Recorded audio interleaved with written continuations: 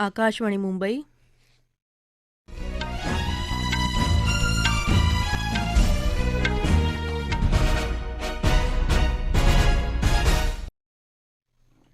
दर्शना जोगदनकर राष्ट्रीय बातम्या देत आहे. ठळक बातम्या.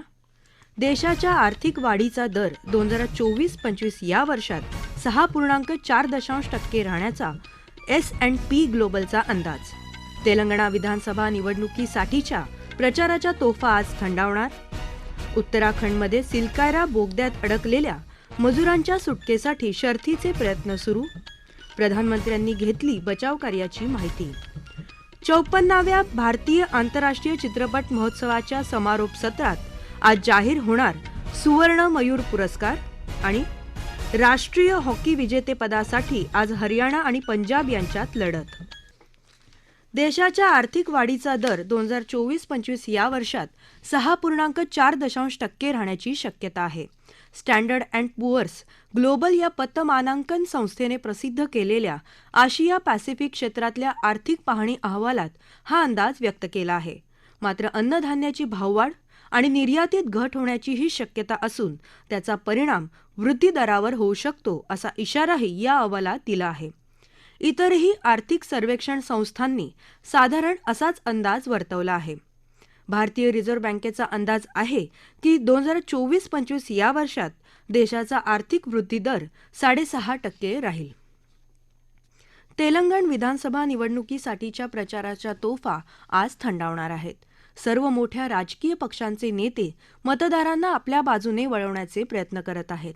भारतीय जनता पक्ष, काँग्रेस आणि भारत राष्ट्र समिती या पक्षांचे राष्ट्रीय नेते तसंच या पक्षांची सत्ता असलेल्या राज्यांचे मुख्यमंत्रीही प्रचाराच्या रिंगणात आहेत.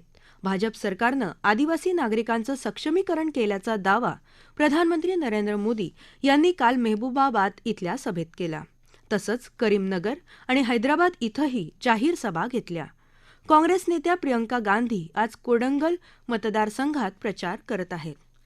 तेलंगणात सुमारे 26,000 मतदारांनी घरबसल्या मतदानाचा हक्क बजावला. घरबसल्या मतदानाची ही प्रक्रिया पूर्ण झाली असल्याची माहिती मुख्य निवडणूक अधिकारी विकास राज यांनी दिली. राज्यात प्रथमच सर्व 119 मतदारसंघात 29,000हून अधिक लोकांना घरून मतदानासाठी परवानगी देण्यात आली आहे. यात 80 वर्षांवरील ज्येष्ठ नागरिक, दिव्यांग व्यक्ती आणि आपत्कालीन सेवांमध्ये तैनात असलेल्या मतदारांचा समावेश आहे. तेलंगणमध्ये विधानसभा निवडणुकांची प्रक्रिया सुरू असताना कर्नाटक सरकारच्या यशाबद्दल तिथल्या वृत्तपत्रांमध्ये जाहिराती प्रसिद्ध केल्यावरून निवडणूक आयोगानं काल कर्नाटक सरकारला नोटीस बजावली.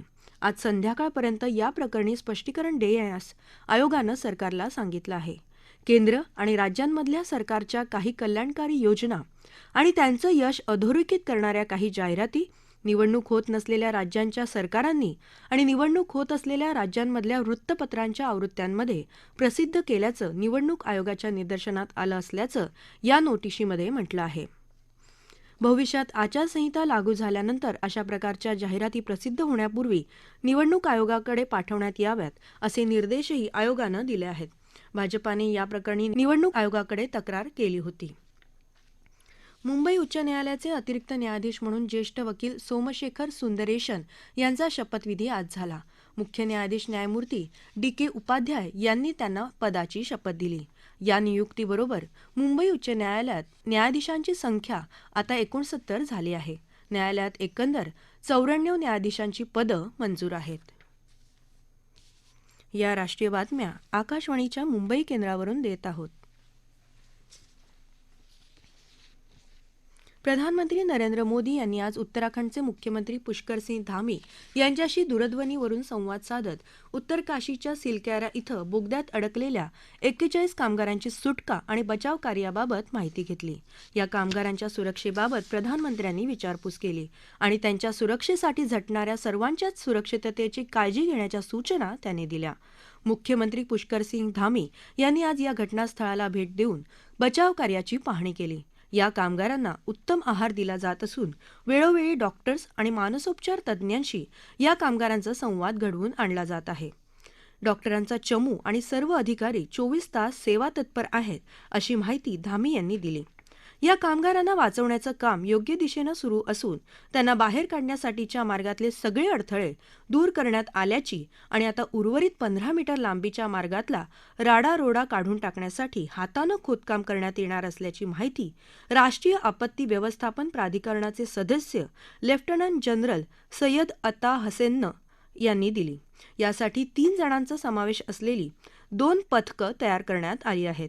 बचाव कार्यावर पावसाचा कोणताही परिणाम होणार नसल्याचं सांगून सर्व कामगार आपल्या कुटुंबियांशी आणि बचाव कर्मचाऱ्यांशी बोलत असल्याचंही त्यांनी सांगितलं. प्रधानमंत्र्यांचे मुख्य सचिव PK मिश्रा यांनी काल घटनास्थळाला भेट दिली आणि अडकलेल्या कामगारांशी संवाद साधला. राष्ट्रीय हरित न्यायाधिकरणाने महाराष्ट्र राज्य सरकारला ठोठावलेल्या दंडाला सर्वोच्च न्यायालयानं स्थगिती दिली आहे.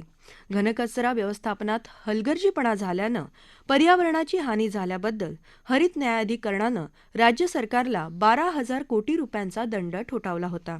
दंडाची रक्कम अवाजवी असल्याचा युक्तिवाद सरकारतर्फे वकील मुकुल रोहतगी यांनी केला. या प्रकरणी हरित न्यायाधिकरणासमोर फेरविचार याचिका अद्याप प्रलंबित असल्याचंही त्यांनी सांगितलं. त्यावर सरन्यायाधीश न्यायमूर्ती धनंजय चंद्रचूड यांच्या नेतृत्वाखालील पीठानं न्यायाधिकरणाच्या आदेशाला स्थगिती देत नोटीस जारी केली. केंद्र सरकारच्या विविध योजनांची माहिती लाभार्थ्यांपर्यंत पोहोचवण्याच्या उद्देशानं निघालेल्या विकसित भारत संकल्प यात्रेचा रथ देशाच्या कानाकोपऱ्यात फिरत आहे. गावोगावी या रथाचं उत्स्फूर्तपणे स्वागत होत आहे. आता ही यात्रा महानगरपालिका क्षेत्रातही पोचली आहे. ठाणे क्षेत्रात आज या यात्रेचा प्रारंभ झाला.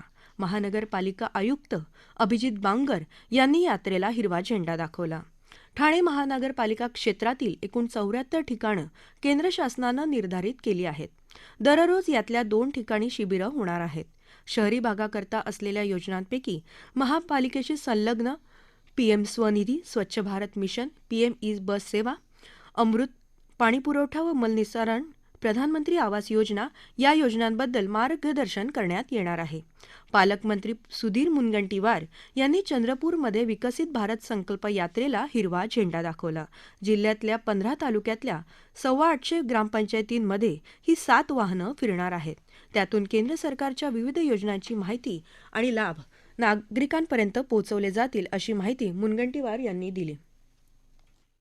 शहरामधल्या 17 योजना आणि ग्रामीण मधल्या 17 योजनांची माहिती देत जर एखादा पात्र लाभार्थी योजनेची माहिती नसल्याने जर तो अजूनही शिल्लक राहिला असेल तर त्याचा फॉर्म भरून घेणे, या योजनांचं सॅच्युरेशन करत या देशामध्ये अमृत महोत्सवी वर्षात सर्वसामान्याच्या आयुष्यामध्ये या योजनातून बदल व्हावा ही विश्वगौरव, देशगौरव नरेंद्र मोदीजींची इच्छा आहे. हवामान, निधी आणि तंत्रज्ञान हस्तांतरण क्षेत्रात स्पष्ट आणि निश्चित कार्यवाहीची गरज असल्याचं केंद्रीय अर्थमंत्री निर्मला सीतारामन यांनी COP25 परिषदेच्या पार्श्वभूमीवर काल अधोरेखित केलं. भारत जागतिक, मध्य पूर्व आणि आफ्रिका मंच 2023च्या उद्घाटनाच्या सत्रात दूरस्थ पद्धतीने केलेल्या भाषणात त्या बोलत होत्या. हवामान, निधी आणि तंत्रज्ञान हस्तांतरण क्षेत्रात हवी तशी प्रगती होत नाही याबद्दल खूप बोललं जातं, पण प्रत्यक्ष निधी उपलब्ध होत नाही. गोव्यात सुरू असलेल्या 54व्या भारतीय आंतरराष्ट्रीय चित्रपट महोत्सवाचा आज समारोप होत आहे. समारोपाच्या सत्रात चित्रपटांसाठीच्या सुवर्ण मयूर पुरस्काराची घोषणा करण्यात येणार आहे. तसंच हॉलिवूडमधले ज्येष्ठ अभिनेते मायकेल डग्लस यांचा सत्यजित रे जीवनगौरव पुरस्कार देऊन गौरव करण्यात येणार आहे. समारोप सत्रात रॉबर्ट कोलोडनी दिग्दर्शित अमेरिकी सिनेमा फेदरवेट दाखवण्यात येणार आहे. चित्रपट महोत्सवात यावर्षी पहिल्यांदा सर्वोत्कृष्ट वेब सिरीजचा पुरस्कार देण्यात येणार आहे. भारत आणि ऑस्ट्रेलिया दरम्यान आज 5 T20 क्रिकेट सामन्यांच्या मालिकेतला तिसरा सामना आज गुवाहाटी इथं खेळला जाणार आहे. संध्याकाळी 7 वाजता सामन्याला सुरुवात होईल. मालिकेतले पहिले दोन्ही सामने जिंकून भारत 2-0 आघाडीवर आहे. 13व्या पुरुष राष्ट्रीय हॉकी विजेतेपद स्पर्धेचा अंतिम सामना आज हरियाणा आणि पंजाब यांच्यात चेन्नई इथं होणार आहे. पंजाबनं काल कर्नाटकचा 5-1 पराभव केला तर हरियाणानं पेनल्टी शूटआउटमध्ये अंतिम गोल करून तामिळनाडूचा पराभव केला होता. ठळक बातम्या पुन्हा एकदा. देशाच्या आर्थिक वाढीचा दर 2024-25 या वर्षात 6.4% राहण्याचा S&P ग्लोबलचा अंदाज. तेलंगणा विधानसभा निवडणुकीसाठीच्या प्रचाराच्या तोफा आज थंडावणार. उत्तराखंडमध्ये सिलकारा बोगद्यात अडकलेल्या मजुरांच्या सुटकेसाठी शर्थीचे प्रयत्न सुरू. प्रधानमंत्र्यांनी घेतली बचाव कार्याची माहिती. 54व्या भारतीय आंतरराष्ट्रीय चित्रपट महोत्सवाच्या समारोप सत्रात आज जाहीर होणार सुवर्ण मयूर पुरस्कार. आणि राष्ट्रीय हॉकी विजेतेपदासाठी आज हरियाणा आणि पंजाब यांच्यात लढत. याबरोबरच आकाशवाणी मुंबई केंद्रावरचं हे राष्ट्रीय बातमीपत्र संपलं. नमस्कार.